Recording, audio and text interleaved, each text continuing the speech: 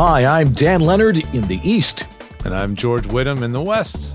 And together we are East-West Audio Body Shop. Well, I got my long johns on under my Hawaiian shirt because it's cold out there. So let's all just cuddle up this Monday night on East-West Audio Body Shop and talk with our great friend Bob Bergen, who's going to be here answering your questions about doing animation voices. I'm going to share an Edge Studio Whittam's World feature, and it's going to be 5 for 5. I'm going to answer 5 questions on 5 topics in about 5 minutes. So we're going to cover a lot of things and do it quick. Yeah, I'm going to talk a little bit about ISDN and really, do you need it and where's it going? And join us in the chat room. That's Monday night, 9 o'clock in the East. And 6 o'clock in the West. East-West Audio Body Shop. We'll see you then. He's the home voiceover studio engineer to the stars in Los Angeles, California. A Virginia Tech grad whose knowledge of the latest recording gear is second to none. He's a voice actor and the home studio master, hailing from Buffalo, New York. His home studio skills and knowledge of voiceover recording is unmatched. When Dan and George talk shop, people listen, and the talk continues tonight. Welcome to East-West Audio Body Shop. And now, live from his high-tech facility in Santa Monica and his penthouse studio in Buffalo, here are George Whittam and Dan Leonard.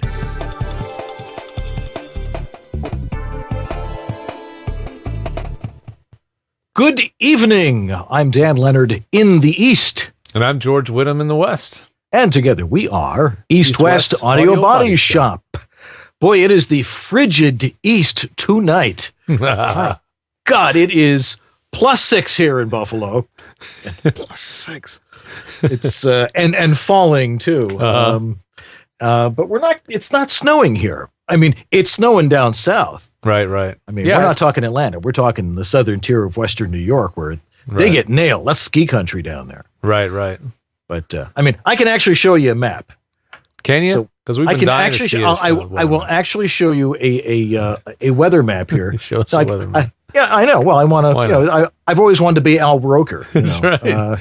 We'll get the green screen going one of these days. Yeah, really. Okay. Well, here you see the weather map here, and if we go to the next map here, you can see it's going to be cold for a couple of days. But if you zoom into Western New York here, where I live. You see, now here's Buffalo, here's Lake Erie, here's Lake Ontario, there's Pat Sweeney right there. Right. And they have actually closed the thruway between Syracuse and the Pennsylvania border because all the snow that's blowing across here. But if we zoom into Buffalo here, okay.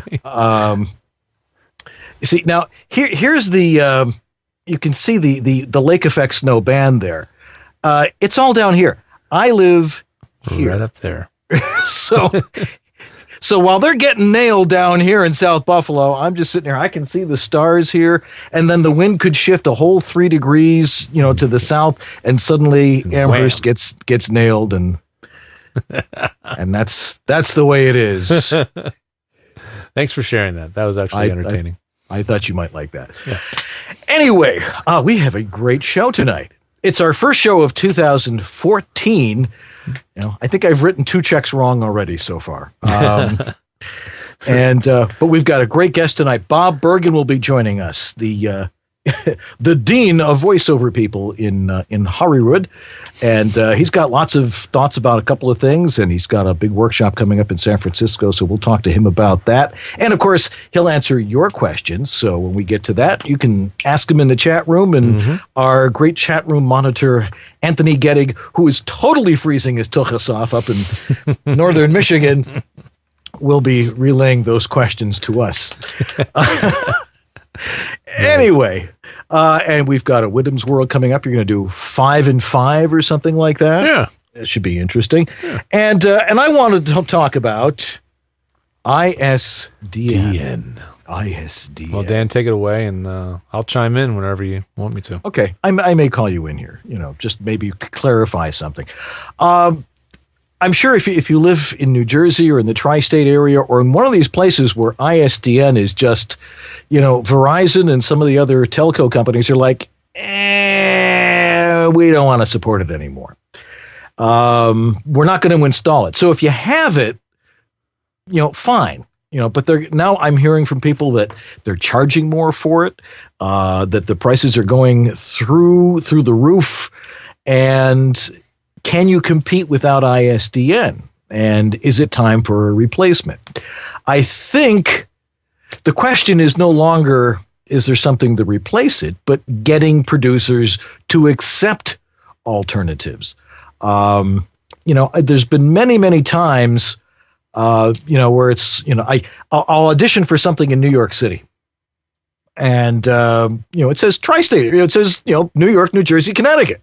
I'm like, okay, I'll audition for it. So inevitably I'll win the job and they'll go, can you be at our Midtown Manhattan studio tomorrow at 9? And I'm like, no, I live in Buffalo. There's usually a long silence on the other end of the line. And I'll go, so what's wrong with being in Buffalo? I said, well, we need you here live. And I'm like, why? My studio is just as good, if not better. I don't necessarily tell them that. Right. But, I'm perfectly capable of sending you, totally wrong wave files, and you can do with them what you want. And my quality is excellent, and it shouldn't be a problem. And they'll go, all right, we'll get back to you. Sometimes, if they want you bad enough, they'll go, okay, we can work it out, no problem. Usually it's better with a female. If it's a guy, they're like, they don't even call you back. Women, they're like, we'll do whatever it takes. We'll do whatever it takes. And then we'll just do it by, my famous, if I want to do like a phone patch, I've got this really sophisticated phone patch. Okay, you ready? Okay, here we go. It's my phone patch. All this high-tech crap, I don't understand why we need any of this stuff. I know you do, but anyway, the thing is we've got to get producers to understand that they are losing out on a humongous pile of talent here in the hinterlands and in flyover country from people who are perfectly capable of producing fine quality audio, but they can't get ISDN, can't afford ISDN, don't want ISDN. Because it is such a hassle to try and get it into your house or your trailer, depending on where you're living. And although I'm sure there are some people who are living, full-timers on the road doing voiceover who may actually have ISDN. You know anybody like that? Full-timers on the road with ISDN at this stage? No, I can't think of anybody. Because it can't be done.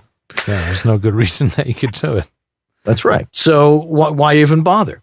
So we've got a couple of different alternatives to it. We've talked about Source Connect, which has been around for a while, and SoundStreak. We did that great presentation and demonstration on it a couple of weeks ago, and now this new thing, IDPT, which everybody is raving about. Because obviously it's less expensive and stuff. But we've got to get the producers to accept it, to understand that ISDN is not a dinosaur; it's a fossil. Yet I know there are plenty of people who have ISDN, are making a good living with it. Every time you fire that thing up, it better be producing major dineros. Otherwise, it's like, selling milk at the supermarket. It's a loss leader for you. It doesn't help. If it's something that's going to be producing tremendous amounts of income for you, then, go for it. But it's IPDTL. Thank you, Anthony. I appreciate that. An expensive fossil. Yes, it is. This is one of those things. This is probably one of my biggest bugaboos because I had ISDN only for a short while. I had the Audio TX, which I think is still out there. Yeah. But it was a PC-based thing before I became a Mac. And it never worked for me. I could, the guys from Verizon, it should be doing this. It never worked. And I sold it to Bob Sauer, who's made a fortune with it. And he's been in love with me ever since, especially since I sold it to him for a good price. But I've never had ISDN since then, and I've done fine. And of course, we're always curious what you guys think, and what's the best way to try and convince our people who are hiring us to not necessarily use ISDN. And I think ISDN is probably just a minor annoyance, I think, to most people. They wouldn't even think about using ISDN. They're perfectly happy with the quality of the audio they send us. Your thoughts, Mr. Whittam?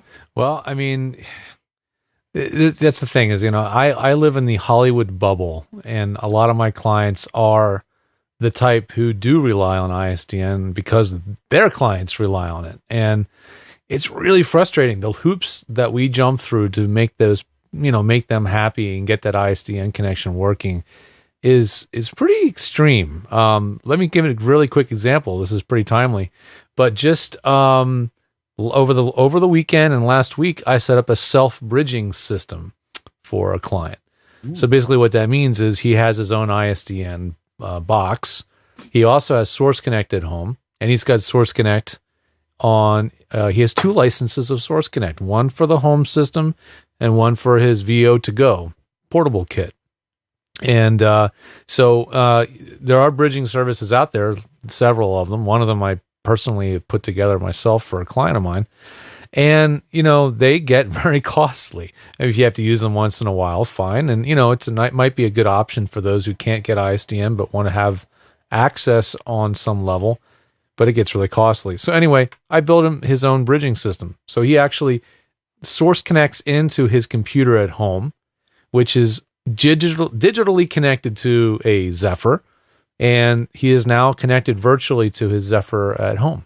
And he can remote into his computer and, check his Zephyr, make sure it's on ready, and make sure he can reboot it and all that stuff remotely. Brilliant. But man, it's a lot of hurdles to jump through. And I try to make it as simple as possible.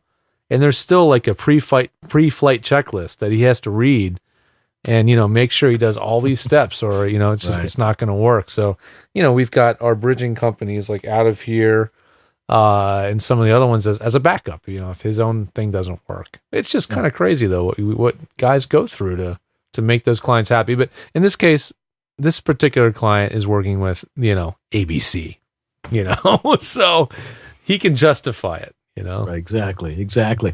Well, I guess the question really is, what is the objection from some of the bigger producers that are using ISDN? Yeah. Is it about the audio quality, reliability, or is there some other piece of the equation that we're not getting? Or is it just, we have it, it's in here, it works, and we don't want to work with you because you don't have it? I think it's a combination of all of those. I think part of it's like a way that they can weed out some talent so they don't have to even consider them. I think it's like an old boys club in some ways. I think it's we don't want to learn new stuff. We already paid for this stuff. We don't want to buy new stuff. Anything. It goes on and on. Engineers, that they don't want to learn. They just don't want to learn new stuff. I say you're an engineer and you want to learn something new every day. I know, but these guys, it becomes just a 9-to-5 job for them or whatever their shift is. As I say, they hate having to put down a cup of coffee. It's like, all right. Much easier to just dial the telephone. Use 2 hands, whatever. They hate to have to think. Once they kind of get complacent and just they do the same thing every day, and it becomes a job. They don't like solving problems. And that's where Dan and I are obviously different. But, that's the problem. They don't want to learn new things. And, until ISDN becomes unavailable in a very, very big way, like all of a sudden a section of LA, no ISDN. They literally chop the lines off or something. Right. It's going to be hard to make that shift, that swing away from ISDN. Well, I think it's probably one of the biggest issues we have to deal with as a voiceover community in 2014, because I think this is going to be the tipping point. Yeah, I think this is the year where things are going to shift. I really do. With so many systems coming out, some of them very affordable. Source Connect is getting better than ever. It's more and more stable. They have their support. And I'll tell you, this is my little 2 cents about any premium service that costs real money. The support is what you're paying for. Once you've bought the software or once you've bought your Apple computer or whatever it is, that what you're paying for is the support. And whatever system you're using, software, hardware, it's only as good as the support behind it. So, right. Keep that in mind. I mean, IPDTL is so early. It's really early days. The technology is proven it works. I did one with a guy in Spain for like 50 minutes, and I don't think there was a single not a dropout. Huh? And the latency was very low and everything. It was great. But, if something did go wrong, well, I'm going to call that one guy in England that started it and hope he's available and not at dinner at that moment. The support, yeah, really. The urgency, when you're doing real-time sessions that use ISDN, there's a lot of urgency. There's a reason they use it, because they need that audio in this window from 2 to 2:30, and that urgency is there. And if you don't have the support, you're in trouble. So absolutely. ISDN has proven itself time and time again to be overwhelmingly reliable, and that's why it's sticking around. And the infrastructure is there, but mostly not forever. That's right. Yeah. To me, it's an issue of exposing more people to the ability to get access to some of the better markets. But that's just me. Yep. Because I want to make everybody happy. Yep. Anyway, we're going to try and continue to make you here happy on East West Audio Body Shop. We've got George's Whittam's World coming up in just a couple of minutes. Bob Bergen's going to join us. We got to ask Bob what he thinks about that. Of course, he doesn't have it either. So no, he'll tell you why. He'll tell it like it truly is. Yep. Anyway, we'll be right back here on East West Audio Body Shop. So don't go away. We'll be right back.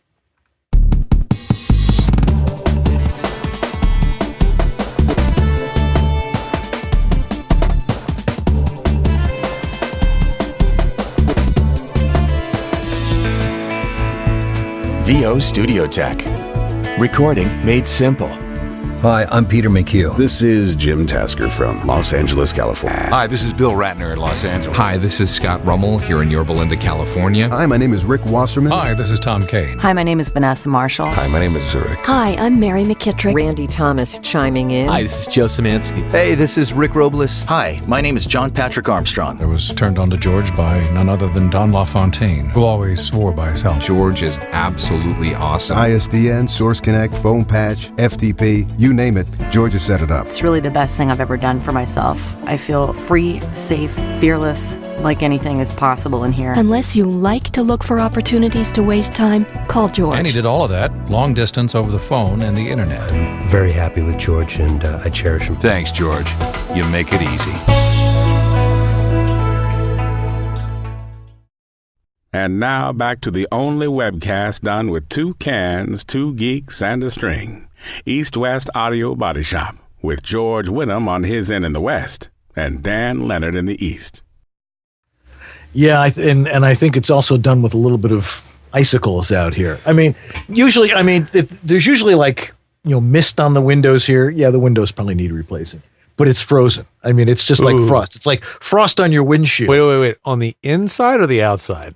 It looks like the inside. Oh, no, that's not good. That's not good. Holy moly.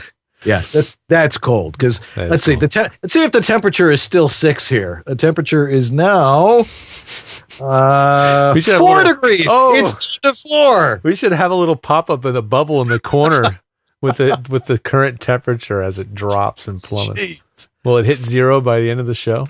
Oh, it's going to go down. What's the over-under on that? Anybody betting? I remember 15 below here once. Yeah. And I had to go outside and experience it. And it was like, yeah. And what's your point? Anthony's got you beat, though. Minus 5. Minus 5. But it's fine. Minus 5 is the high there. Right. So brutal. We're going to just keep making fun of you all winter long, Anthony. Man. Well, like you say, you choose where you choose. You live where you choose to live. That's right. All right. Well, should I jump into this little bit of something? I can't even. You know what? Honestly, I can't even remember what I talked about in this 5 for 5. Get more fun. So let's all watch together and see what I was talking about back in November when I shot this one. And I hope you enjoy it. Hey everybody, this is George Whittam reporting for Whittam's World. I thought I'd do a little something different this week since I'm getting so many questions I can't possibly keep up with all you guys. But there's a lot of questions that really aren't enough for a full show topic, so what I'm going to do this time is 5 and 5. I'm going to answer 5 questions and keep it all under 5 minutes. So without further ado, let me dig right in. The first one comes from Michael Miro, and he says, I've heard good reports on the Apogee mic. I know it's compatible with my iPad, but will it work with my HP laptop? Give it a shot. I heard reports unofficially from Apogee that it has been known to work on other computers. They're not officially allowed to say that because they're very much an Apple licensed type product, so they're not really allowed to say they support anybody else. But you know what? Give it a try. Plug it in. You never know what may happen. It's certainly not going to break it. Worst case scenario, you just return it. So it may actually work just fine for you. Next question is from Mike Martin. Do you have any opinion on my microphone, the Blue Yeti by Blue Microphones? Not the Pro version. I've been using it for VO only, and although the look is what attracted me, it's cute, isn't it? How does it measure up? It's actually a surprisingly good microphone.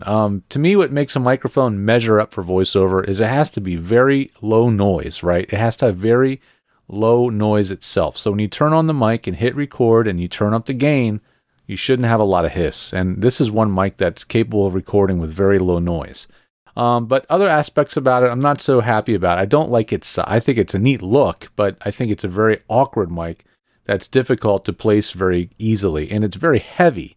So putting it on the end of a long boom mic stand can be really awkward and it can tip over. So it's not my favorite, but considering its cost and its relative sound quality is impressive, it may work for you. So go for it. Question 3 comes from Robin Rowan, and he asks, I wondered if you could address the topic, what is a processor, a preamp, and a mixer, and what do they do? Do you need all three? Are any of those features built in the audio recording software? Is a preamp the same as a mixer, or is it a different animal altogether? These pieces of equipment can be confounding, and many folks buy way more than they need, and they can't successfully use it in conjunction with their software. Yes, you're absolutely right. People overthink it. Okay, quickly. The preamp is the device that's inside another piece of equipment to boost the gain. It could be inside a mixer. It could be inside a USB audio interface. Or it could be a standalone mic preamp that is then connected to other equipment. I recommend keeping it simple, just like I said in episode 1 way back a few months ago, that you should just have a standalone microphone USB interface that's a simple device that doesn't have any extra bells and whistles, that lets you plug your mic into it and then plug it into the computer. Keep it simple. There's plenty of solutions that have really good sound quality without spending a lot of money. The processing that some preamps or channel strips may have is often done most easily in software anyway. So you don't need all three, and you only need a mixer if you need to add in more fancy equipment like an ISDN codec or a foam patch. Question number 4 comes from Jim Hickey. He asked about Twisted Wave. He has Adobe Audition and Audacity, and now he's giving Twisted Wave a try. And he asks about the noise reduction effects that both Audition and Audacity include. And his question is, how do I access the same or similar effect with Twisted Wave? I don't see that specific effect in that program. You're right, Twisted Wave does not include a noise reduction tool like is included with Adobe Audition and Audacity, right? But I find that using the dynamics processing, which comes with Twisted Wave, the AU dynamics, if you set it correctly, it can do a really great job doing what's called expanding or noise gating. And in most cases, I find that that tool is actually far better to use than noise reduction, unless you have a really high-end noise reduction software like Isotope RX, which can do a pretty nice job. But I find that the Audio Unit's dynamics processor that comes on every single Mac, when set correctly, can do a really great job, and it doesn't make me miss the noise reduction tool at all. And lastly, question number 5 comes from Scott McDonald. He has a question about Pearl Microphone's Priority. It's a particular model of microphone, and it's said to have a bit of a boost around 5 kilohertz. When getting a VO mic, should it have relatively flat response across the frequency range, or is it okay to get one that has some kind of built-in EQ? And will it matter for an engineer who is receiving the file if the mic has some kind of emphasis or not? That's a good question, and this could be a whole show, and I'll talk about microphone choosing in another show, but for now, let me just say that 2 to 3 dB around 5 kilohertz boost is very subtle. That's not very much at all. So if it was not the best EQ setting for your voice, it would be very easy to correct for that later. No mic that is great on a voiceover is going to be completely flat. Every microphone has some sort of curve. They're all unique, and that's why choosing a mic for your voice can be a lifelong adventure. So don't waste too much time on it. And if you want to know how to make your mic sound great with your voice or a lot of other things, you can certainly look me up over at vostudiotech.com, and I can help you tune EQ, tune dynamics, whatever you need to fit your voice and your style and your studio. So you don't have to think about it and worry about it for every session you send out. And if you've got your questions you want to have answered on the show, please do send them in to whittamsworld@edgestudio.com. I really appreciate you guys helping out to keep this show moving along. And I'll see you next time. And don't forget to subscribe and like the videos. I really appreciate it when you click that like button. Thanks, everybody.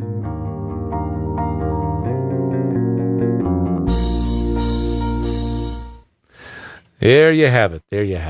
Well, so what were you talking about? Yeah, what were we talking about? Dan and I are blabbing away the whole time while the video's going. I'm realizing I don't even know what I was talking about. Hopefully it was educational, whatever it was. Does anybody get BSW catalogs? Because this showed up in the mail today. Who does this guy's publicity? Do anybody know this man? Joe Cipriano, you are my hero. Dude, the guy gets around. Truth be told, Joe is good friends with the president of BSW, which was really... He's got an in. Yeah, he's got an in, but I mean, really, it was instrumental in helping the SAG Foundation Don LaFontaine Lab get off the ground because of that connection. They donated a huge amount of stuff to the lab, gear, like at least $10,000 worth of stuff. So, good company, real nice people. It's not a big company. It's only about 20, 25 employees, maybe 30. But, you know, they carry some really esoteric, some of the more esoteric stuff that you can't get from other companies, you know. Here's the team of folks there. Good people. Little free plug for BSW, but, you know, good guys over there. I like them. Right. I got an RC car for Christmas for my wife. She doesn't know she got it for me, but there you go. Any RC geeks out there? Okay.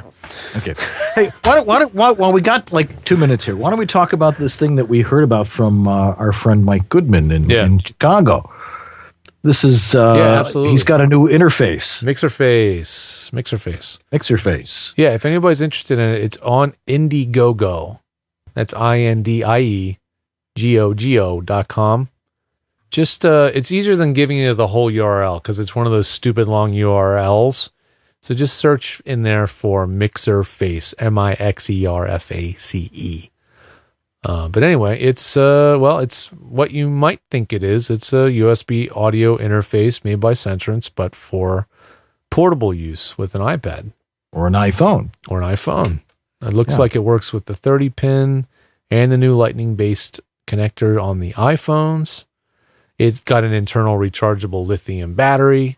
This is the product I've been waiting for them to make. Waiting.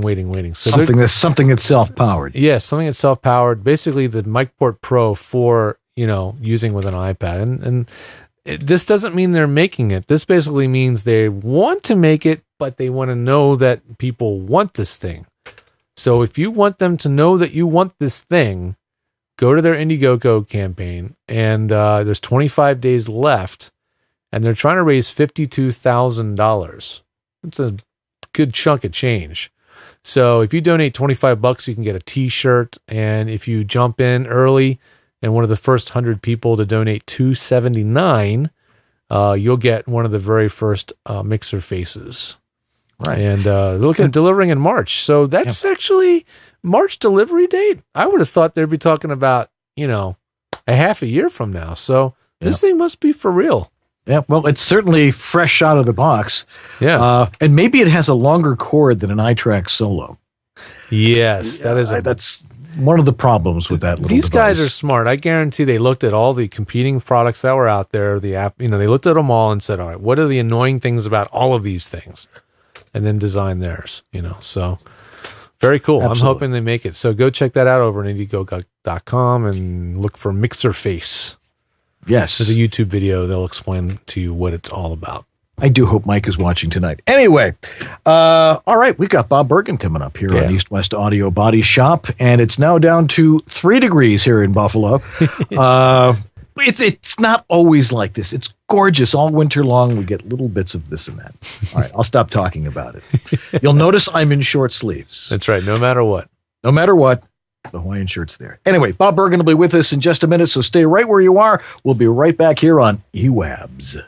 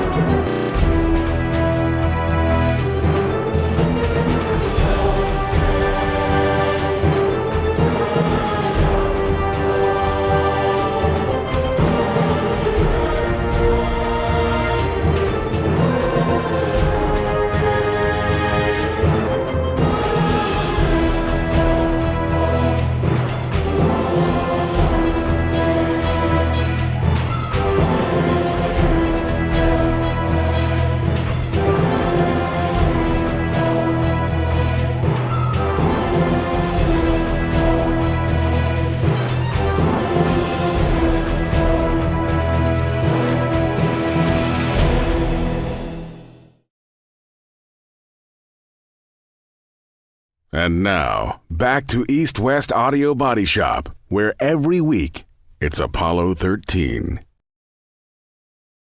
Yeah. So would you rather have it like be really hot or be really cold? I think I saw a survey about that in the paper the other day, and it was 50-50. Really? It was pretty much right down the middle? That's right. Really hot or really cold? Either way, it could kill you. But I think this is true. You're more likely to die from. Well, actually, no. That's a really good question. Actually, it goes either way. For the ages. Yeah, I mean, it's really cold out here, and they say you go outside, you're going to die. I'm like, right. Yeah, sure. I've got good boots. It's not a problem. But anyway, Bob is right now. We're waiting for Bob to answer, so we'll talk until Bob shows up. Oh, he didn't answer. So we'll give him another chance. Yeah, we know he's there. We were talking to him before. Yeah. There he is. Okay, I have. Okay, stop listening to the show, Bob. Big. I know. It's not. Turn your radio down, Pittsburgh. It's not me. It's my techie. It's so not me because I don't even know what he's doing. Right, exactly. I have no idea what he's doing. We have the world's biggest delay, just like real radio, but we don't have a dump button like the real radio. Actually, I didn't even know you guys had a delay. That impressed me. It's like you guys are like legitimate. I wish we could have pretended that we were legitimate. I can't see George. Why can't I see George? I had to turn off my camera. He's there. Okay. See, I need to know that. It's not you. It's me. No, okay, it's me. Yeah, it slows down things on the show, so we turn it off during the real deal. All right. Thanks for coming on, man.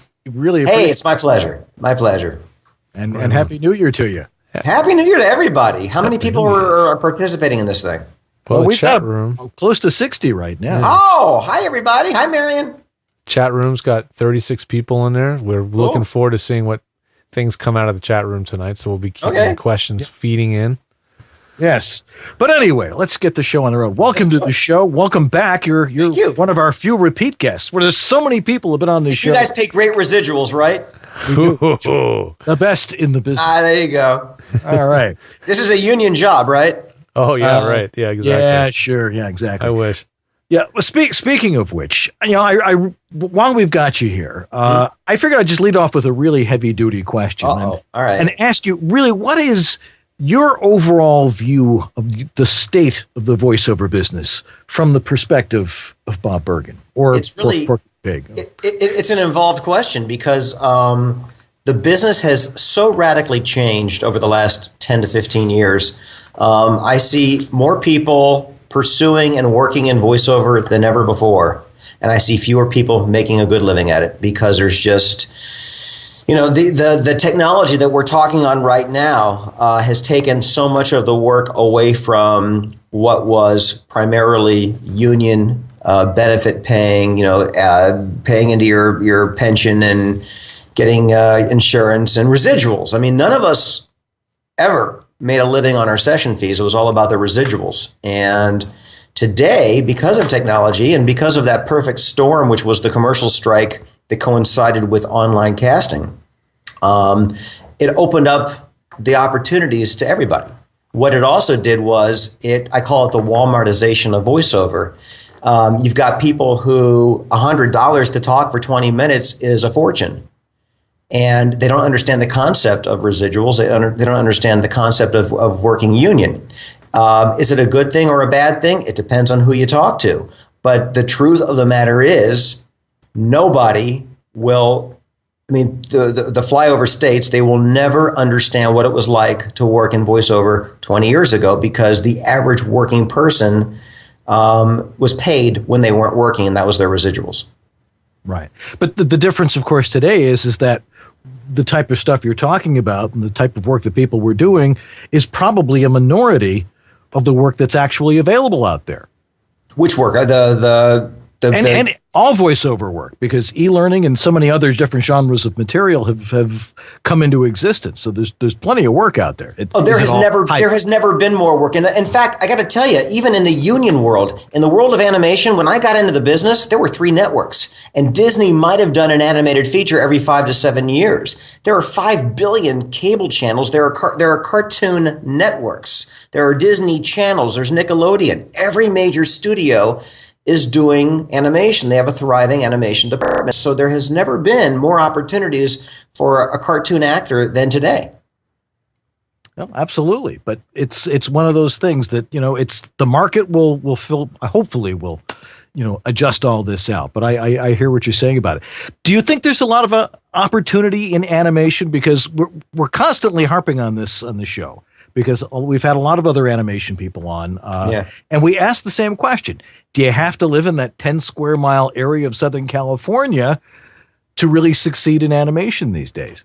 You do today. But I will tell you that, 20 years ago, if somebody had said to me, you could live in Cincinnati and have access to the same copy as people in Los Angeles, I would have said, you're crazy. It ain't going to happen. It's never going to happen. Yeah. And Plus, of course, you'd have to live in Cincinnati.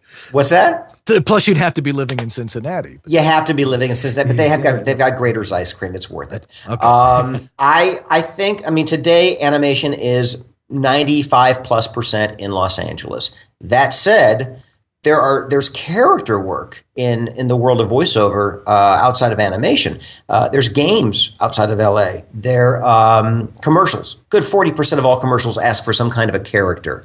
Audiobooks, children's books, toys. So there is work out there for the character actor. But if you really want to work in mainstream animation, unless it's anime, the anime dubbing capital of the world is Texas for some reason. But primarily, animation right now is still in LA. Yeah. Interesting. How does someone really know if they should try animation? What do you think is something? Somebody was Karen was asking, what's your story? I think we all know your story about the Jewish kid who became the voice of Porky Pig. That's right. How can someone really find out, or what makes you think? How can I phrase this? What makes somebody realize that perhaps they should try animation as opposed to just doing everything else?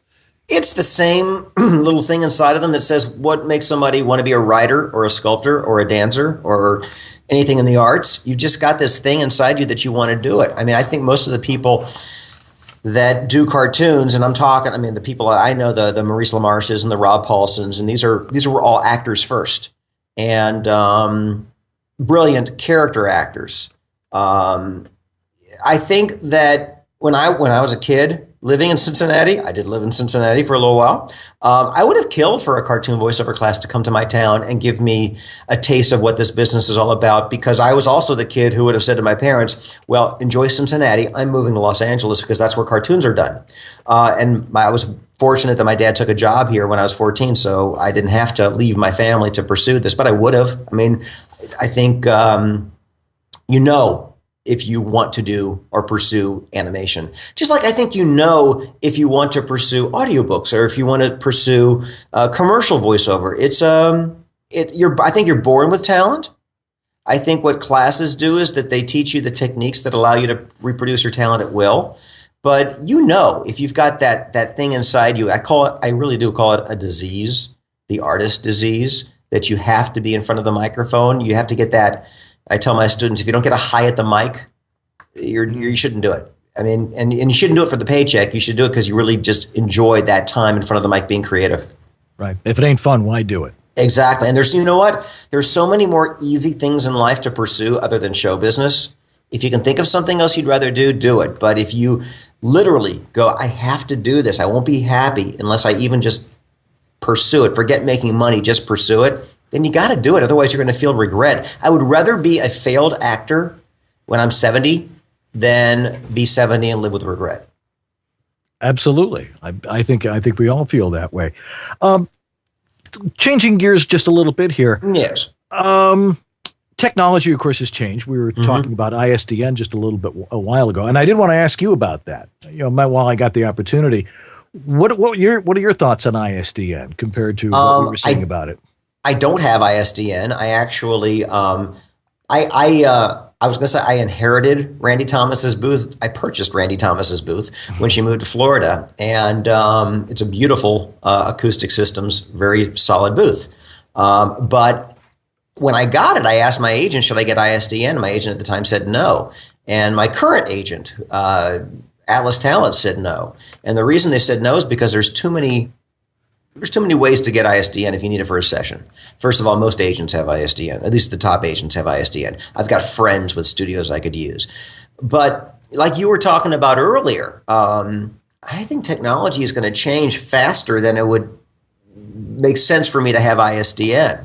So I don't need it for what I do. And if I do need it, I've got access to it. Yeah, and the same here. I mean, if I need it, it's like I can run downtown and there's somebody that has a good ISDN studio. Let me ask you this. Are you turning down auditions or being turned down for auditions because you don't have ISDN? Are you consciously going, well, I can't do that audition. I don't have ISDN. I've never had an audition come in that said you must have ISDN to do this. Okay. Yeah. My agent sends me my copy, and it doesn't say what kind of a studio we need from you. In fact, I take that back. I do have one agent that says, the client must use your ISDN studio.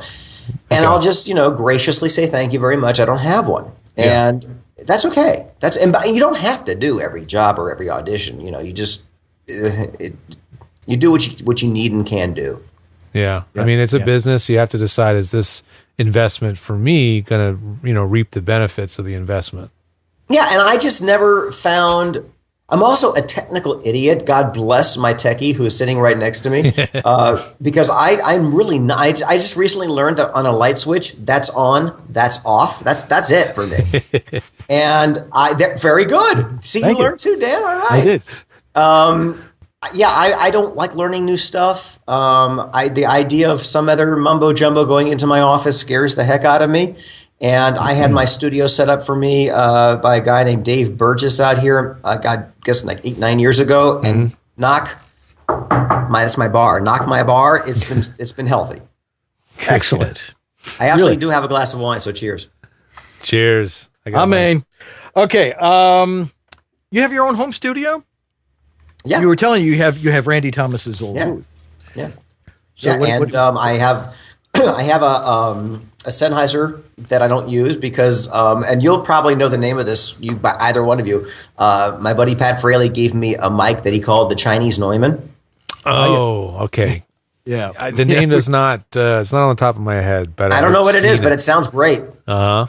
He just gave it to me one day as a gift, and he's a sweet guy, and it sounds terrific. So that's what I use. Gotta love it. Yeah. Well, I'll tell you what we're going to do. We're going to take a quick break right now. All right. And we'll come back, talk about Harlan Hogan for 5 seconds. And hi, Harlan. He's a good guy. I love Harlan. We love Harlan. We especially love him here. But we'll be back. We've got lots of questions from the audience. So stay right where you are. We'll be right back here with Bob Bergen.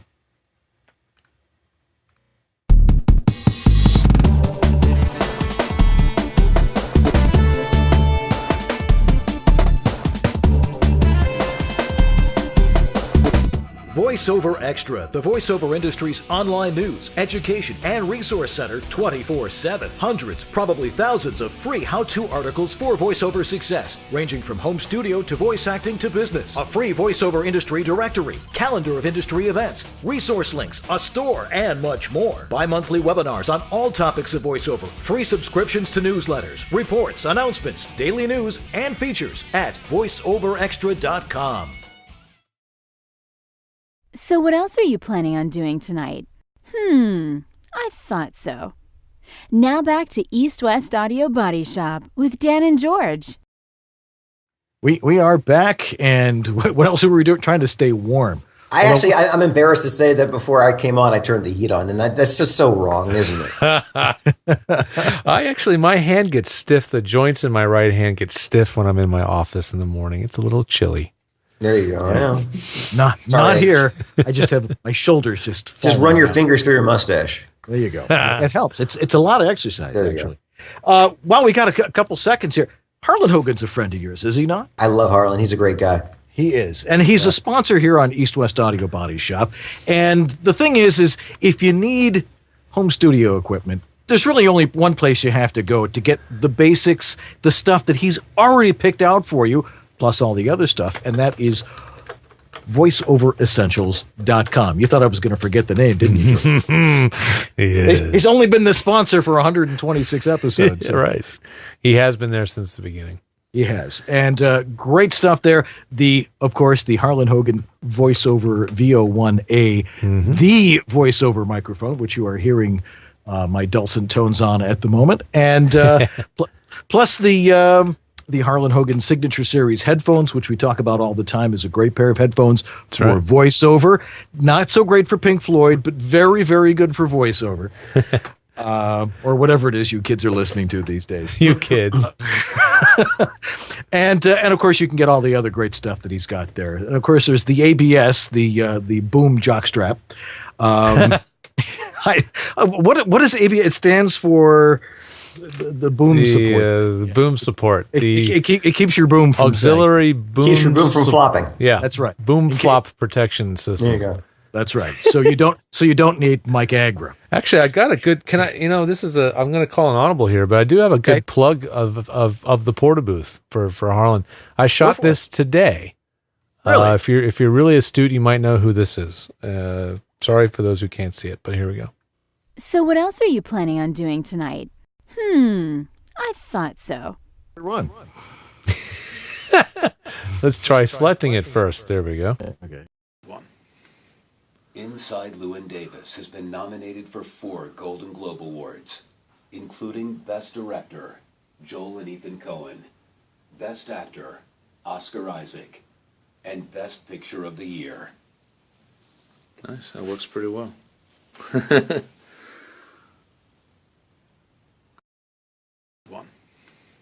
Inside Llewyn Davis. Or the Porta Booth Plus.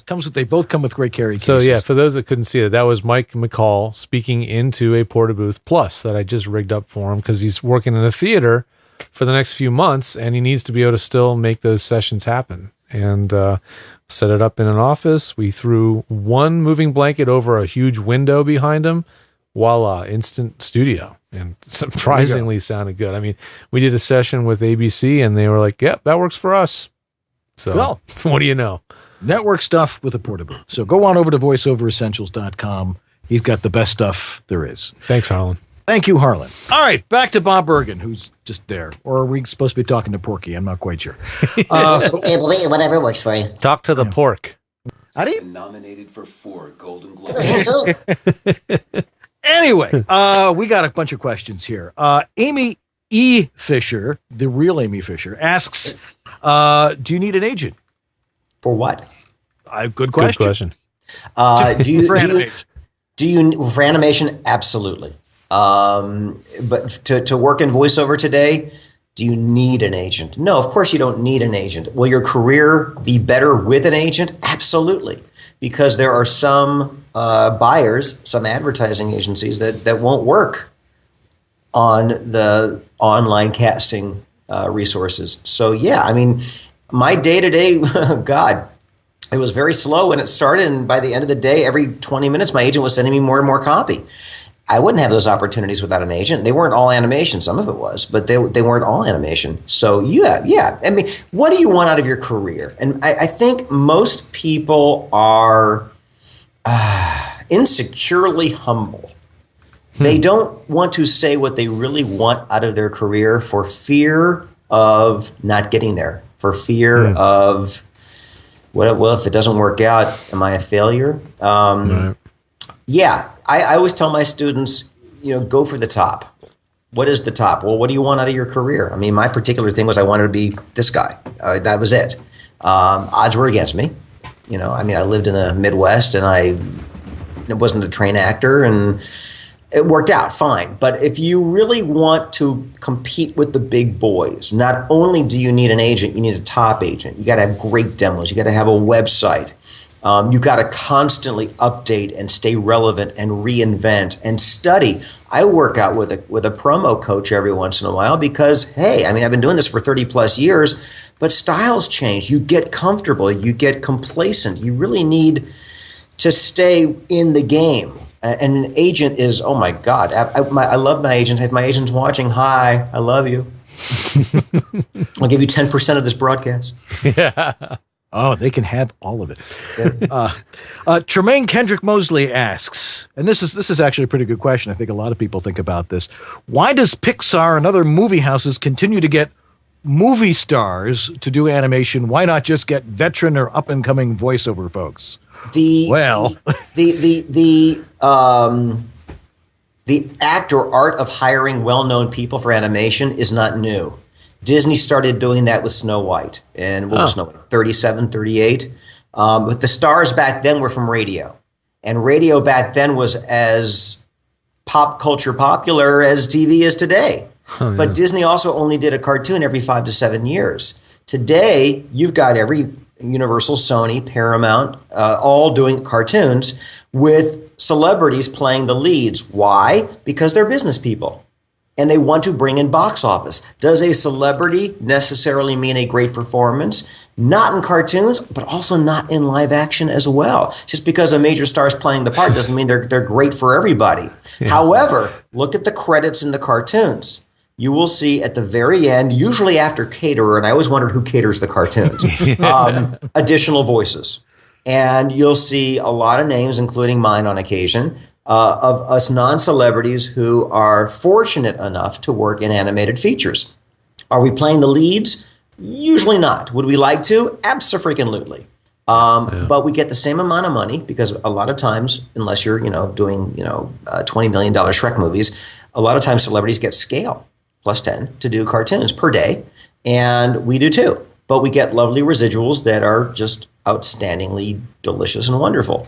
So there's work for everybody in every genre of voiceover. I'm not going to lie to you. My ego would love to play Buzz Lightyear rather than the Green Army Man on the left. But I'm happy to work. I'm fortunate to work. So I'm not one who spends time complaining about what's out of my control because that's counterproductive. Right. Absolutely. Let's see here. So we talked about representation. Steve Gonzalez wants you to tell your story of how you met Mel Blanc.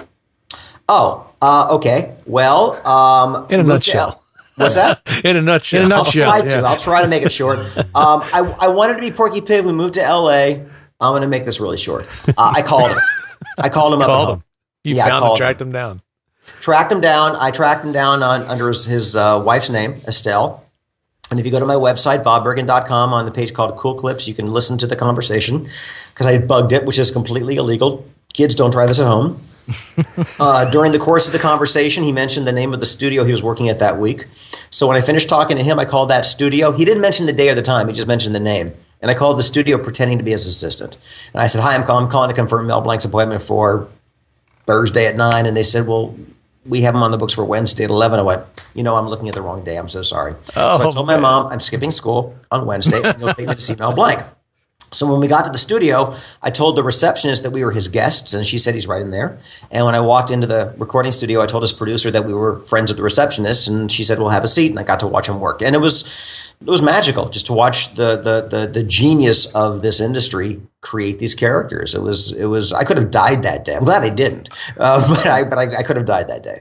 Yeah, a lot like Steven Spielberg. It's like Think and Grow Rich, persistence, and having the chutzpah to go do those types of things. I think, really, it's interesting. People say, what made you do that? I didn't think not to do that. If your thing is baseball, call a baseball player. If your thing is politics, call a politician. If the worst thing they're going to say is no, but they might say yes. And you guys, everybody watching this right now will vouch for me. Voiceover and the voiceover people and the voiceover industry are just really nice, neat, generous people who are more than happy. I got to tell you, Rob Paulson, Maurice, Debbie, Derry, Barry, there's a core of people in this industry that are so welcoming to not just fans, but people interested in getting into this. And it's not like we're giving away our trade secrets, because if you're good, you're going to work. It doesn't matter who's competing against you. But it's a very wonderful fraternity, sorority group of people that are just, graciously there for each other. Absolutely. Speaking of Debbie Derryberry, you told us the sad story that Mimi the pig has passed on. Yeah, that's all, folks. Yeah. Mimi passed away over the holidays, I think. Oh, that's so sad. We loved Mimi. That is sad. Is my BLT done? Oh, I'm so sorry. Is that wrong? Too soon. All right. Never mind. Too soon. Was it too soon? Sorry. All right. Yeah. Andy Barnett asks, How does a 34-year-old with 2 kids, a wife, a mortgage, who lives in Kansas, make the decision to jump to L.A. to pursue cartoon voiceover? That was Andy's These are question? some doozies. And yes, that was his whole question. Yes. Hey, Andy, here's the answer. If you don't do it, somebody else will. Excellent answer. This is an industry about risk. If there's no possible way to succeed without risk and gamble. Sometimes that risk and gamble comes in 3 ways: financial, creative, or geographic. Now, you can sit around and complain you really wanted but, and there's a lot of buts. I can't afford to get there. I've got a family. I've got a life. Or just do it. And if it's not right for you, don't complain about not doing it, because your competition is. But people are doing it every day. Absolutely. I know risk. I mean, I'm not working in the show business directly, but even to do what I'm doing for a living, to leave Pennsylvania and leave my friends and family and come out here, dude, it was a huge risk, and it's been a hell of a lot of work, and there's been some serious financial ramifications for me, and I'm still here 10 years later because I want to be here. I love this freaking town. I love this place. And I think what people also need to understand is no matter where you are in your career, whatever level you're at, it doesn't stay there. You have to work to keep it there. Yeah. You've got highs and lows, but you still have to take those risks. Sometimes those risks are just staying in the game. Sometimes those risks are, damn, I'm having a really lousy, slow year. I still have to have fun at the mic and be creative. How can I put myself out there and sound like I'm having a good time when I'm really not having a great, just because you're an actor, you do it. So yeah, that risk, that gamble, and that part of the business doesn't change no matter where you are. Right. Absolutely. Doug Turkel asks, hi, Doug. Bob, hey, do you still study with coaches? If you're with Sue, with whom? I'm not going to mention with whom, because I never said, hey, is it okay if I advertise that I study with you? But I do coach with people.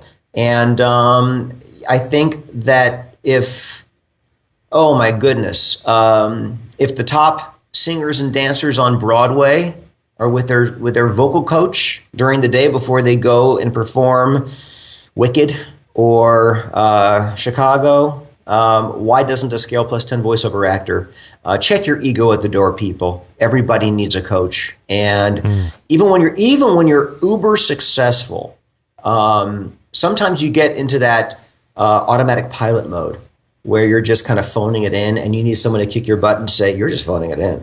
So yeah, I think coaching is essential, and I'm not just saying that because I'm a coach. Okay. Sort of related to that, Rosie Amador and Divox sort of adds into there. What do you do to practice? You have any recommended reading or websites? What do you do to keep sharp? I'm in a fortunate place in my life where my auditions and my work is my practice. I mean, I'm in my booth every day. You know, at the end of today, I was exhausted because I think I left my booth for maybe 30 minutes from about 8 o'clock this morning until about 4 o'clock this afternoon. It was just a really, really busy day. That's practice.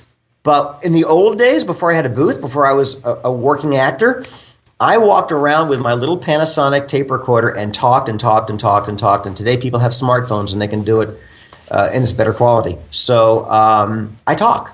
I just work. I don't have warm-up exercises in the morning. I just push record and go into my booth and talk. And the first take may not be the best one first thing in the morning because I need more caffeine, but that's my workout. But I talk for a living. I talk all day long. I don't answer my phone because I talk so much. Mm-hmm. Susan Bernard asks, hi, Susan, I love you. Who would you like to work with that you haven't had the opportunity to work with yet? There are people in the past that I never got the chance to work with. Would be, my animation coach guru was Dawes Butler. I never got a chance to work with Dawes. Never got a chance to work with Mel. Animation-wise, I've been really lucky to have worked with everybody. I've worked with Mo and Rob and June Foray. June Foray, absolutely. Yeah, I've worked with that group. Seth MacFarlane. I mean, I've done Family Guy, but he wasn't in the room. Yeah. But if he's watching, because I know he's a fan of your show, he's coming on any day. He doesn't know it, but he's coming on. Is he? No, but he doesn't know it yet. We've had his sister on, but I want my own Family Guy Simpsons-esque type of show. I would love to work with Seth MacFarlane. I would love to. The man's a genius. I mean, I've been very fortunate to have worked with so many different. I've worked with Spielberg. I tell you, one of the best directors in animation is Seth Green. He is such an amazing animation director. But I would say Seth MacFarlane, if you're listening, call me. I'm with Atlas. Way to put yourself out there. That's how. There you go. That's right. All right. Don't miss any opportunities. Well, Amy, that question you answered about you're in your studio, Amy E. Fisher said, is most of your work in other studios than your home? Yes. Mm-hmm. Yeah, I would say the majority of my work would be, if I'm working for Warner Brothers, I go to Warner Brothers. If I'm working for Disney, I go to Disney. Yeah. A very small percentage of the work that I do in my studio is work. It's mostly auditioning. Gotcha. Yeah. Right. Let's see. Oh, another one. Everyone knows you're Porky Pig. God love you. Yes. But how do you brand yourself for other projects? I think we're going to play one of your demos here to show people some of the other stuff you do. Okay. You want to do that before I talk? Yeah, I'll play one of those clips right now. It's an audio clip. All right. KWYY FM, Midwest Casper. Get a front row seat for the biggest change in my country history. This Friday morning at 8 on 95.5. Hey, Wyoming, this is Reba. You're in the middle of more nonstop Reba on the new Reba 95.5. Changes in the air. Find out what. Where the country stars come out to play. Enough country. Yeah. So that's I do radio imaging, and I had done radio imaging for quite some time. When I got an audition from a station, I was one of the Joe and Jack FM voices, which is that I don't listen to this stuff, I don't like this stuff, they're paying me to talk about it. Right. That's the style. And I got an audition for a country station where they wanted that same delivery, but they wanted authentic Southern. So, I slated, hi, this is Bob Bergen, and I did my take, and I did an audition. I got the job. And the phone rang. I went, hello? And he goes, this is Bob? I said, yeah. Hey, Bob, this is your new program director. I went, oh, hey, how you doing? Oh, baby. He goes, I know you put it on. You don't have to do that. I went, oh, you could tell? He goes, my dog could tell you put it on. And I said, so just out of curiosity, why did you hire me? And he said, because I also listened to your cartoon demo, and you could be Santa Claus for Christmas, and you could be a leprechaun for St. Patrick's Day, etc. So they wanted a character person. So I've created this for these particular stations. I've got a few of them now. It's this country guy that just loves talking about radio, and it's been great. But that goes back to taking a risk. I went to the audition, and in my booth, and I took a risk of faking who I was. And today, you can't fake anything. Everybody's just one mouse click away. They can just do a little Google search if they don't know who you are. Absolutely. Okay. Somebody asks, are you doing any workshops in Southern California, and you want to come back to San Diego? San Diego? I love San Diego. San Diego. I don't know what is wrong with it. My mouth is frozen. It's part of the problem tonight. Yes. But Martha Kahn in San Diego is asking about that. Hey, Martha! These are all really cool people that I absolutely adore. Yes. I think I'm doing a San Diego class in November if that works out. Excuse me. I'm doing a weekend class at the end of March in San Francisco, which I call my voiceover group therapy class, where it's really a business of the business weekend. And it really is group therapy. Everybody kind of contributes. I find out where you're at in your voiceover career. I find out what mistakes you've made. I find out what successes you've had. We all share together, and it's really blunt, and it's really specific. And it's very strategic. Everybody leaves that weekend with a roadmap of what to do with their career. Because most people, when you say, what do you want to do in voiceover? The stock answer is, I want to make money, or I want to make a living doing voiceover. And that's why they're not. Because everybody wants to do that, and everybody isn't working. You got to think of yourself. The voiceover industry is a herd. And you don't want to be amongst it. You want to be in front of it. Right. And if you're going to be in front of it, you've got to have very strategic and very specific ideas of what you do and where that fits into the marketplace. So when it comes to commercials, if it's soap, are you going to be Zest or Camay? Cars, are you going to be Lincoln Town Car or are you Hyundai? Are you Ruth's Chris or McDonald's? Are you The Gap or Saks Fifth Avenue or both? But you need to decide who you are, because your agent won't unless you tell them. Your demo won't unless it reflects it. So this is the type of stuff I do in that particular class. I've done it in Chicago. I've done it in Dallas and New York. And I'm doing it for the first time in San Francisco in March. Yeah. And actually, our good friend Doug Turkel says, you want to get in touch with Seth MacFarlane, send him your demo. Exactly. You really think that Seth MacFarlane's going to go, hey, it's 4:07, it's demo listen time? I don't think so, but I will. But here's what you do, and Doug. That's a really good point. You need to create a network of people that you can work with or that you want to work with. So you just DVR a cartoon and look at all those names, not just Seth MacFarlane, but look at the writers, look at the directors, look at the animators, look at everybody involved in a cartoon and find them on social networks. Friend them. Don't tell them what you want to do, just friend them. They'll start following you slowly. They'll start, your paths will cross electronically. Slowly, but they will. If you're a good marketer, does it in a way where the person they're marketing to has no idea they're being marketed to. It's a very subtle. There's a couple of books I recommend. One is called The Art of the Schmooze, and the other one is called How to Talk to Practically Anybody by Barbara Walters. And it's very dated and it's very old, but you need to be able to go up to people, whether it's electronic or in person, and talk to them without looking desperate or needy. So no, I'm not going to send Seth MacFarlane my demo. I'm fortunate that I know the casting director was Seth MacFarlane. So, but that took a lot of trial and error. It took a lot of auditions. So this business is nothing but nurturing relationships. I totally agree. It turns out Doug was talking about Seth Meyer saying to Steve Tardio that he should send his demo to Seth Meyer at Saturday Night Live. Another Seth in the chat room got percolated into the mix. You mean for the new announcer job? Yeah, I think so. I'll take that too. I'm not shy. Get in line. Absolutely. Well, Bob, it's been fabulous having you on tonight. Man. Long overdue. You've been a busy guy in the past year. Well, you guys, this is fun. It's always fun to talk with you guys, and I really appreciate you asking me to be here first of 2014. Excellent. Well, starting off the year with a bang. Oh, yeah, absolutely. As opposed to a whimper, there you go. As T.S. Eliot once wrote. Anyway, thanks for being with us, Bob. Thanks, guys. All righty. Well, we've got a few minutes left here. We got anything else we got to talk about, George? Yeah, we got a little, say our thanks at the end of the show. Yeah, we can do that. Yeah. All right. Well, let's see. We've got a few announcements here. We've got, we talked about MixerFace. So we'll have the actual address there in the show notes. We still have plenty of East West Audio Body Shop clickers. $5, and we'll send them to you. Even in Canada. Chris Heward, if you're out there, I got to fill out the customs forms for a freaking clicker.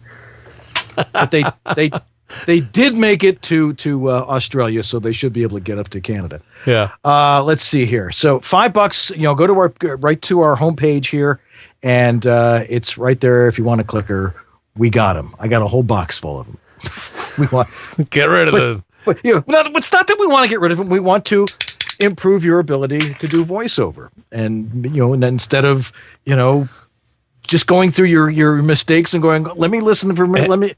It has to be one of the cheapest tools that will save you more time. There's nothing else cheaper or simpler that will save you more time in editing when you learn how to edit this way. Right. Absolutely. Well, we said it at the same time. That's right. Jinx. You and I just think alike. Donations. If you want to make one, please do. Some of you have been amazingly